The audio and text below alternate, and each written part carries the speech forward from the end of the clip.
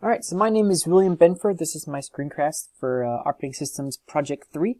So the goal of this project is just to add a new attribute to files called classification and accompanying system calls in order to handle getting and setting. So of course, first thing you do is actually add these new system calls to the OS, and this is done exactly as it was done in Project 1, I believe it was. And so, of course, I have my in my make file, I've added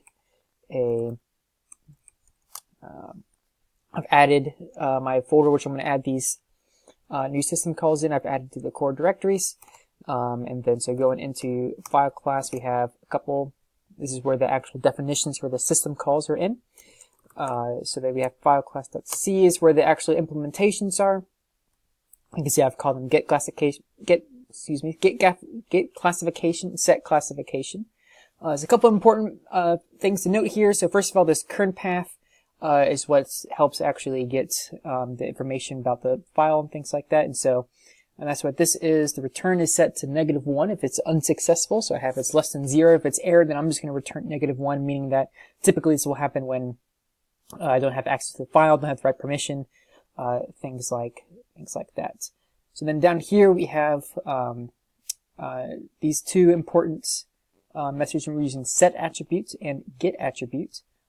So first of all, when we're getting, I'm starting out with the set. Is a little bit weird, but that's because if it has not been created yet, then we need to create it, and that's what this X attribute create is for. So this will only run if it hasn't been created yet.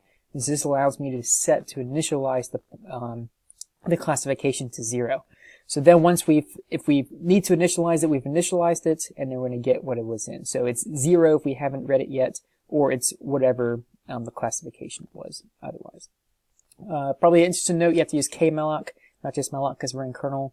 Kind of annoying thing to figure out, but that's an important note.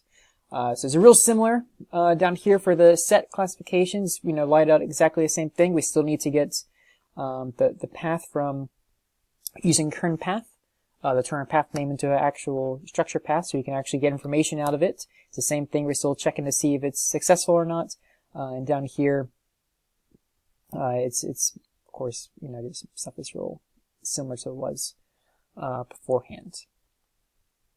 And so this of course is saying that there's a difference between doing create and replace, and so we need to try both. So we're going to try creating it, assuming that it hasn't been initialized, but it has, then this will actually fail. We'll get -1 in here for I, and so we need to try to do it replacing. I know this is kind of a little bit hard to see here.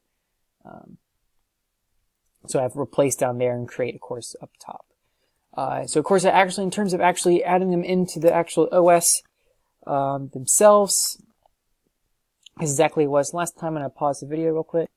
Alright, so we have to have the oops, recording. Okay, it is.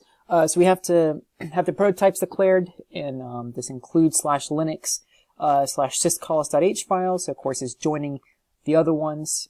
You'll notice these says access level. I've taken this class before, so I'm using a bit of a weird setup from my previous projects, kind of by accident. So don't worry too much about that. Going back before to the other ones. All right, and then of course we have to also assign our system call a number, which I've done right here. This of course is in architecture x86 entry syscalls, and then it's the syscall 64 table because it's a 64-bit OS that we're using. So I will go ahead and show it running here. All right, so these are the library. The big actual important class for library is just set classification, get classification. I'm not doing anything fancy here. I'm just calling my system calls. And of course, I have the accompanying makefile and header that goes along with making the library. And then right here for sudo./test. Then we see it is running successfully.